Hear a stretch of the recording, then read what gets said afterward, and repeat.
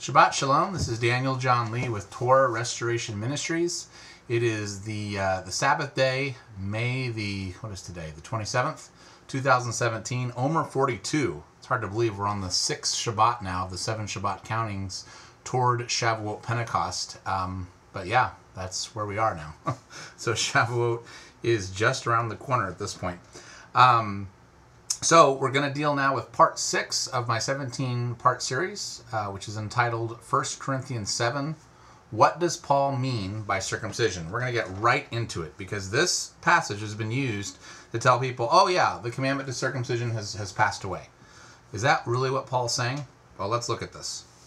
So the first part of this chapter is all about marriage and both Paul's opinion about marriage, and then Paul also then cites Yah's commandments about marriage. But the scripture about circumcision we'll start in verse 17, so the verse before this. He says, But as Yah hath distributed to every man, as Yahweh hath called everyone, so let him walk, and so ordain I in all the assemblies. Is any man called being circumcised? Let him not become uncircumcised. Is any called an uncircumcision? Let him not be circumcised. Circumcision is nothing, and uncircumcision is nothing, but the commandment, but the keeping of the commandments of Yah. Let every man abide in the same calling wherein he was called. Okay, so the first thing we need to do is, so basically people will read this and say, okay, look, see, Paul's saying circumcision doesn't matter. We don't need to do it. It doesn't matter. Okay, the first thing we need to understand is if you read this scripture literally, it says, is any man called being circumcised, let him not become uncircumcised. If we are literally talking about the circumcision, the commandment that Yah gave to Abraham to remove the foreskin of a baby at 8 days of age, how can you become uncircumcised? There's no way to put the foreskin back on you, okay? So right there we should have a clue that Paul's talking about something else. Now, if he's saying, look, if you're a believer and you're uncircumcised, you don't need to worry about circumcision, that understanding of the scripture would completely contradict what Paul did in Acts chapter 16, starting in verse 3. This is talking about Paul taking Timothy with him into Lystra and Iconium. It says, him would Paul have to go forth with him, and took and circumcised Timothy because of the Jews which are in those quarters, for they knew all that his father was a Greek. Okay, so Timothy had a mother who was a Jew and a father who was a Greek. He was not circumcised. He was uncircumcised. And hey, Paul says in 1 Corinthians, hey, if you're uncircumcised, that's how you should continue on, right? Well, that's not what Paul does here. Paul actually has Timothy get circumcised as a testimony to the Jews so they can minister to them, right? So, and again, this was a commandment. This was a commandment given to Abraham. Your parents were supposed to do it to you on the 8th day of your life, and if they fail to do so, then you need to make sure it gets done, because this is the only way you can partake in Passover. So this is a commandment, and Paul makes sure that Timothy has this so that he can continue to minister with Paul to these Jews and not have a stumbling block there. So, what is Paul saying then? What is Paul saying? Well, the clue we have is in verse 20. It says, let every man abide in the same calling wherein he was called.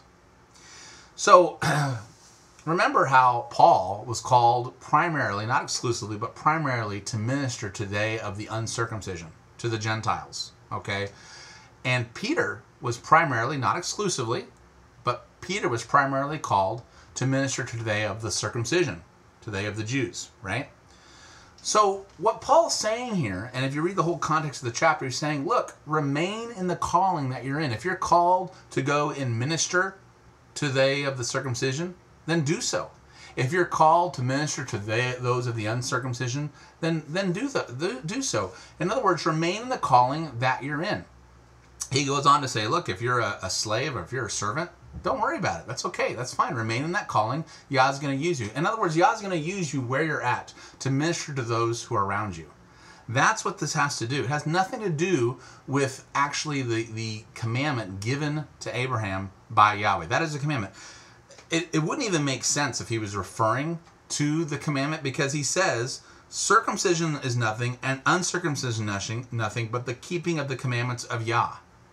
Okay, so just replace that with any other commandment. Stealing is nothing, and not stealing is nothing, but keeping the commandments of Yah. Well, that wouldn't make sense. Adultery is nothing, and not committing adultery is nothing, but the keeping of the commandments of Yah. Well, that doesn't make sense. So Paul is talking about, look, people were getting so concerned about, oh, well, maybe I should change my calling here and go do this, or maybe I should do that. And Paul's saying, no. Stay where you're at. Stay where Yah has planted you, and minister where you're at, and be used by Yah where you're at. That's what he's referring to. Saying, don't try to, because that was the big issue here. You had those of the circumcision, and then you had those of the uncircumcision. These were the two groups that Paul and Peter and the apostles and everything were trying to show need to be one in Messiah. And so there were various people were being called to minister to these two people groups. And that's what this is referring to. It has nothing to do with the actual commandment given to Abraham. And that's very, very, very important to understand. And that's the only interpretation that would make sense of what Paul does with Timothy. And that fits the context in verse 20 where it says, let every man abide in the calling where he was called. So I hope that clears this up. I just wanted to touch on those two verses because, again, this is a passage that Christians will use to try to say, oh, look, we don't need to keep the Torah.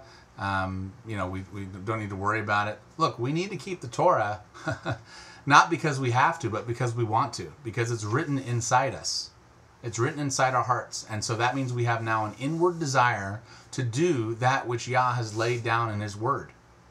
And it's not just doing those things that are convenient or easy to do. It's doing those things that Yah says to do, and then we conform our lives around that. I mean, a testimony I have of that is Shabbat. When I was first introduced to Shabbat many years ago, I was working, I had to work one Saturday a month. And that was the biggest sales day at the place where I was working at the time. And basically, it was a requirement of the job. And I had started this, before I had known about Shabbat. And for about 6 or 7 months after I learned about Shabbat, I was wrestling with this, not sure what to do. And finally, I went to my boss and I said, you know what? Whether you fire me or not, I can no longer come in one Saturday a month because this is the Sabbath day. This is the Shabbat, and I need to do it. And he said, that's fine, Daniel. That's fine. And he let me have that off. They changed the rules for me so I didn't have to work anymore. And my sales actually shot up because of that. I was actually blessed because I was willing to change my life in order to fit into Yahweh's commandments, into his ways, into his words. And that's what we always need to be making sure that we do, that we're doing even those things which are inconvenient or maybe even scary, to make sure that we're walking in his ways. All right. I hope this was a blessing to you. This is Daniel John Lee with Torah Restoration Ministries, and the website is www.spiritandtorah.com. Shabbat Shalom.